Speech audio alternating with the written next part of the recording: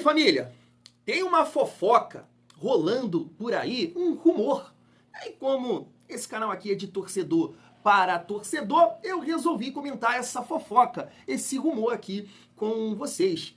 Envolve Palmeiras, Vasco, Leila Pereira e Pedrinho. Chega aí que eu te conto. E olha, eu acho que faz sentido, hein?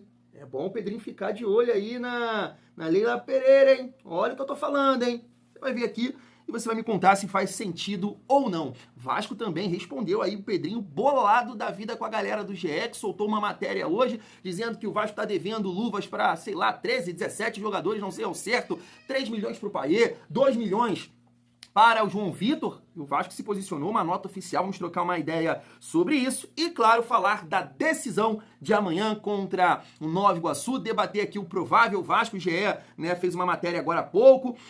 Vamos trocar uma ideia sobre esse time, trazendo aqui também o Lucas Freitas, falou sobre a preparação visando esse jogo e está jogando muita bola, por sinal, e um programa de agora há pouco, o Tá Na Área no Sport TV, tava por lá o Grafite, e a comentarista que, poxa, perdão, eu não sei o nome dela, mas bem interessante também para ajudar a gente, a trocar uma ideia sobre esse confronto, também visando, a partida do próximo sábado aí, o segundo jogo da semifinal contra o Flamengo. Então a resenha tá show de bola, família vascaína, então chega aí. Mas antes, aquela moral aqui para o Tiagão. Se não for inscrito aqui no canal Vasco em Família, se inscreve, deixa o like e ativa o sininho para não perder os próximos vídeos. Vamos seguir a nossa resenha e destacar essa nota oficial aí do Vasco.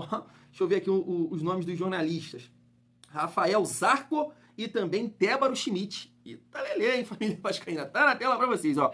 A Vasco SAF esclarece que a reportagem de Rafael Zarco e Tébaro Schmidt, publicada no dia 4/3, contém informações desatualizadas que não refletem a realidade. Todos os salários e direitos de imagem dos atletas do atual elenco estão rigorosamente em dia desde o início da nova gestão. Além disso, o trabalho de reestruturação das dívidas deixadas pela 777 segue em andamento.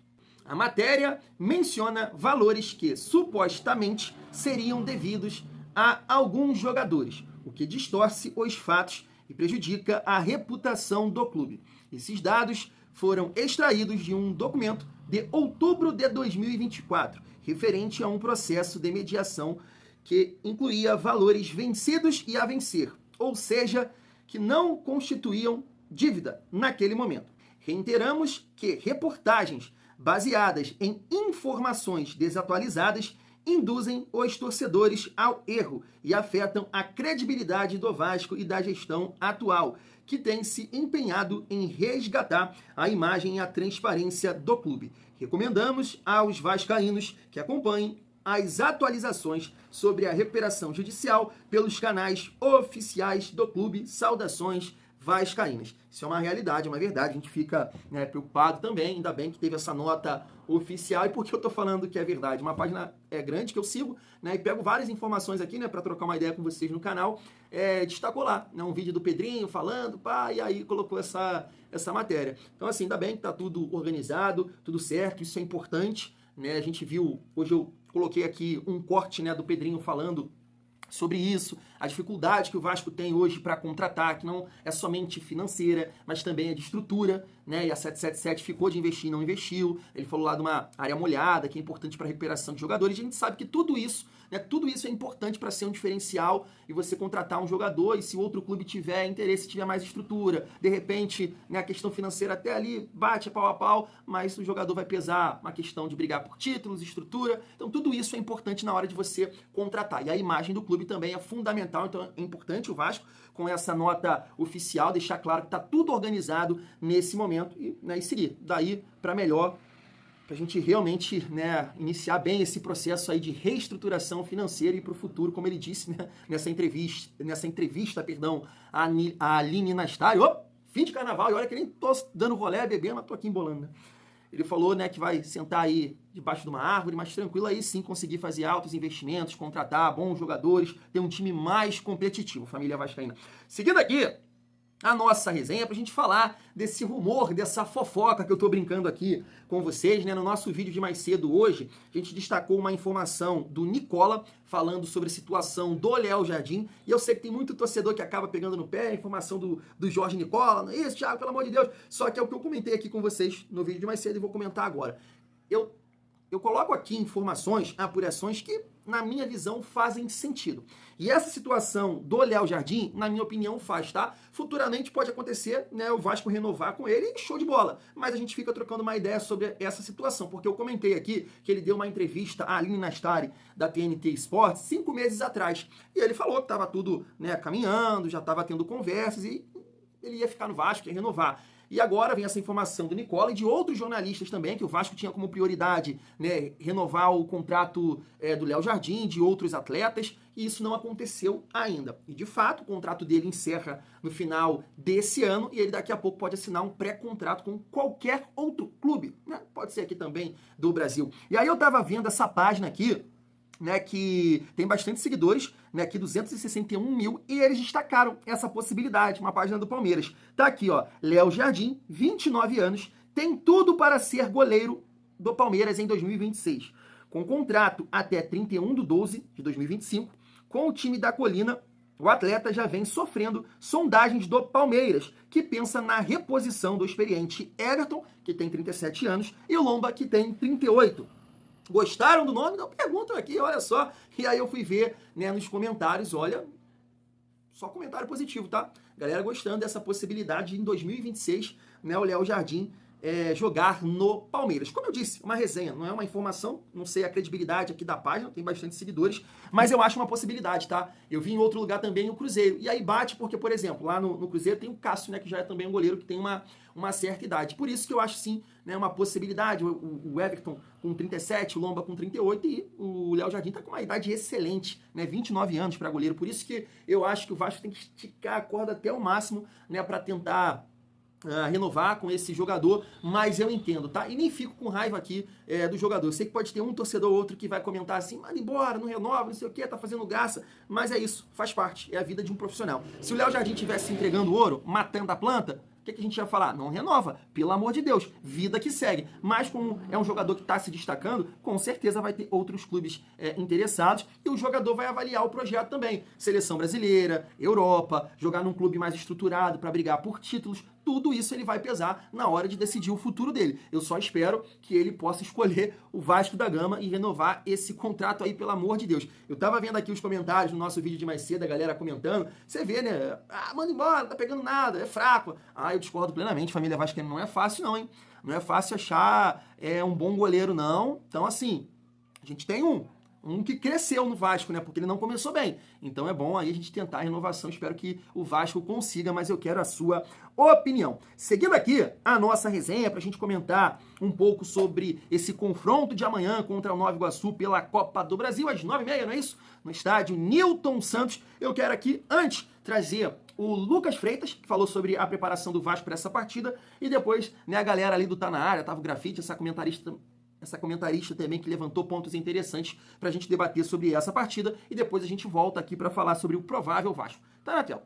Finalizamos nossa preparação agora, é um jogo importante, focado já, mudamos a chave, Copa do Brasil, a gente sabe que é jogo decisivo, é um jogo só, então vamos, como falei, terminamos nossa preparação, fizemos nosso trabalho e se Deus quiser amanhã a gente vai classificar. O retorno do Paulinho é um retorno extremamente importante, né? Ele que ao lado do Jair, ano passado, fizeram muita falta quando teve lesão desses jogadores, fizeram muita falta.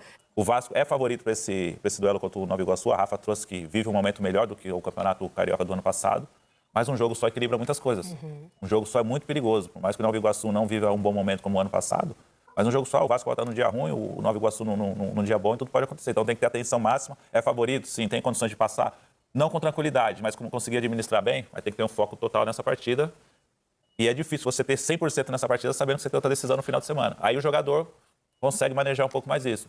consegue matar o jogo no primeiro tempo contra o Nova Iguaçu, vou dar uma segurada que domingo Você tem. faz um 2-0 como foi no primeiro jogo. É mais fácil, aí vai do jogador dentro de campo. Então eles têm que ter esse discernimento. E o Carille vai trabalhar a equipe nesse sentido também. Eu ia falar que foi o que faltou justamente contra o Flamengo, fez 2 tempos totalmente distintos e é até cruel você colocar 2 jogadores estreantes no futebol brasileiro, inclusive, num jogo como esse, com a temperatura que estava no segundo tempo, em que o Vasco jogou muito abaixo do que tinha apresentado de dificuldade para o Flamengo no primeiro tempo. Claro que a gente vai exaltar, porque deu certo, a inteligência do Flamengo, do Felipe Luiz, de conseguir controlar o jogo no segundo tempo, se organizar e colocar ali os seus jogadores mais tranquilos para controlar o jogo. Mas faltou a intensidade que o Vasco aplicou no primeiro tempo, faltou a postura do Vasco de continuar indo para cima, de voltar para o segundo tempo, marcando a pressão e tirando os espaços que tinha imposto no Flamengo no primeiro tempo. Então, um jogo como esse contra o Nova Iguaçu, se o Vasco consegue, no Nilton Santos, no mesmo campo que conseguiu aplicar uma pressão, pelo menos durante 40 minutos com o Flamengo, resolver o jogo, ser letal, algo que não foi no final de semana, aí o Vasco já consegue controlar o jogo para o segundo tempo e não sofrer tanto e, de repente, poder poupar alguns jogadores, segurar um pouquinho o ritmo, não cansar tanto, não desgastar tanto, porque no final de semana tem esse jogo importante que está em desvantagem no Maracanã, né? Porque 1-0 só para o Vasco não adianta, porque o Flamengo tem a vantagem da classificação. Então, assim, o que eu consigo analisar é o que hoje está faltando muito para o Vasco. O Payet e o Coutinho, especialmente, estarem bem. Porque quando esses jogadores estiverem bem, eles vão ser as grandes contratações do Vasco para o ano. Eles dois precisam estar bem fisicamente, precisam conseguir entregar o que se espera deles. Aí sim o Vasco vai ter um time que consegue criar, que lá na frente vai ser letal, que vai ter velocidade, que muito provavelmente vai ter os seus laterais um pouco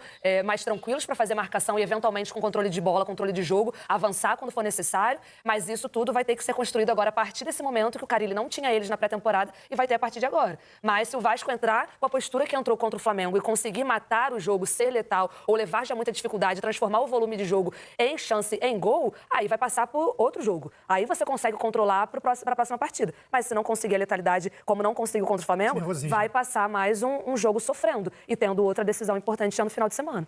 Tá aí. É claro que eu vou torcer muito pela classificação amanhã, porque eu não quero dormir com cara de... Você sabe, quem me acompanha aqui há mais tempo, a famosa cara de, né? Mas, particularmente falando, vou torcer por uma grande atuação, mais uma grande atuação do Lucas Freitas, porque vem muito bem, né? Ele fez um jogo, a estreia dele, eu não me recordo se foi contra Portuguesa, foi um time aí do Campeonato Carioca, né? Mas aquela partida contra o Flamengo, né, que o Lucas Oliveira machuca, e aí ele assume a vaga nesse jogo, apesar da derrota, ele foi muito bem. Personalidade. Desde então, tá bem demais. E aquele ponto até que meu pai comentou, né, no último jogo contra o Flamengo, ele falou, pô, o Vasco pagou quanto nesse jogador? Eu falei, pô, foi de graça, 0,800, né? Então, assim, foi um achado até o momento da diretoria do Vasco, apostou nesse jogador, fez uma reta final de Campeonato Brasileiro do ano passado interessante pelo Juventude, e até esse momento, né, porque a temporada segue, né, vem Campeonato Brasileiro, né, Copa do Brasil, se Deus quiser vão passar amanhã, Sul-Americana, a gente não sabe como esse jogador vai performar. Mas até o momento, muito bem. Muito bem. E aí, pra gente comentar um pouco aí sobre a visão, a opinião da comentarista também do Grafite, destacar aqui essa informação do canal Atenção Vascaínos. Tá aí, ó, o meio-campista Tietê segue em trabalho de transição e não jogará contra o Nova Iguaçu amanhã.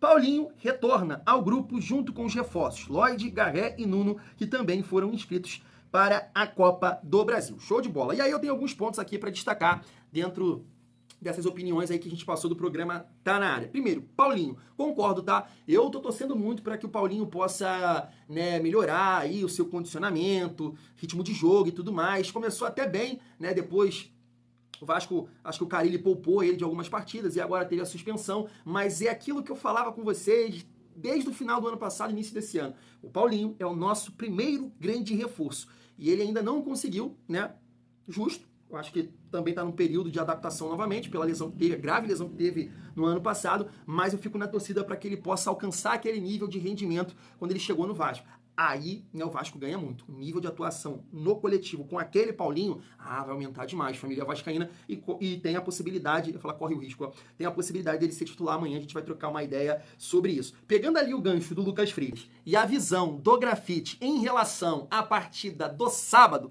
contra o Flamengo, Grafite, assim, na teoria, tá coberto de razão.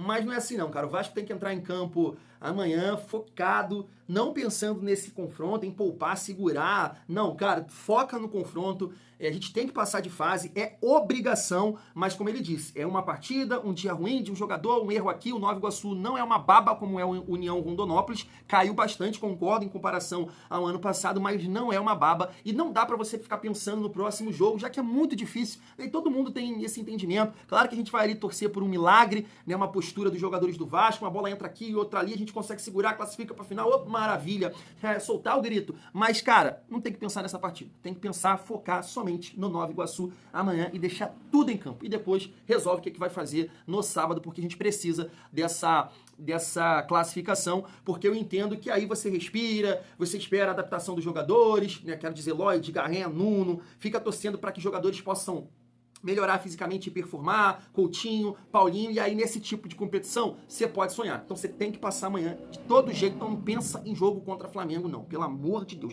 E aí a gente vai debater aqui o provável Vasco. Tá na tela para vocês a informação do GE. Jardim, PH, João Vitor e Lucas Freitas. Lucas Piton fechando a linha de 4. No meio-campo pode acontecer Hugo Moura e Paulinho, e aí o GE tá pontuando aqui, Cocão pode jogar no lugar do Paulinho, e aí uma mudança de sistema, né? Ou Jair, 3 volantes, Coutinho, Ryan e Verratti na frente, ou a possibilidade de jogar com 3 atacantes. E aí saca ali o Jair, coloca o Lloyd, Ryan, Verratti, Coutinho de meia armador. Sua preferência para a partida de amanhã. Assim, família, eu gosto da possibilidade de 3 atacantes para essa partida, porque o Vasco precisa, né, ganhar o jogo, então você tem que criar mais alternativas na frente, não ficar, né, só dependendo da bola aérea do Verratti. Então acho que o Lloyd, o pouco que ele mostrou nesse jogo contra o Flamengo, né, ele vai ajudar no 1 contra 1, criando algum espaço, buscando também, né, o Felipe Coutinho, porque a gente viu que ele também busca o meio para tabelar. Ele faz isso com o PH, mas o PH faz o favor de dar um chute lá na arquibancada. Então eu começaria com o Lloyd ou com o Nuno, né? Então pelas informações do GE, o Nuno tá na frente aí, o Lloyd tá na frente do Nuno nessa disputa. E aí um outro ponto que a gente pode debater aqui é sobre o Jair, né? Porque tá colocando aqui, né, a possibilidade do Cocão jogar na do Paulinho. E aí, será que o Jair vai ficar de fora desse time? Porque o Jair foi muito bem, né? Contra o Flamengo, cara. Foi muito bem. Eu achei ali dos 3, ele foi o melhor em campo. Quero dizer, do setor de meio campo ali, o Moura, Matheus Carvalho e Jair. O Jair pegou muito, marcou muito, né? Foi uma partida até diferente, assim, do perfil do Jair, na minha opinião, que é um jogador mais talentoso, né? Gosta de organizar, ficar mais com a bola, que como o jogo, né, era diferente nesse sentido, mas ele se adaptou muito bem. E assim, quando ele cansou, o Vasco até sentiu, né? O Flamengo cresceu muito no jogo porque ele estava muito bem. Mas eu também não sei o condicionamento do Jair para essa partida, já que, né, teve muita entrega contra o Flamengo. Então eu gosto, tá, dessa possibilidade aqui de Hugo Moura, e entendendo o Paulinho bem, eu gosto. Eu venho defendendo aqui, inclusive, esse meio campo com Hugo Moura e Paulinho e Coutinho de meia armador. Então o que o Carille decidir aqui, eu prefiro 3 atacantes, mas gostaria de saber a sua opinião aí nos comentários pra gente debater e que o Vasco faça uma grande partida, porque a gente precisa passar de fase de todo jeito, né, família vascaína? Vou ficando por aqui, tamo junto e é muito bom ser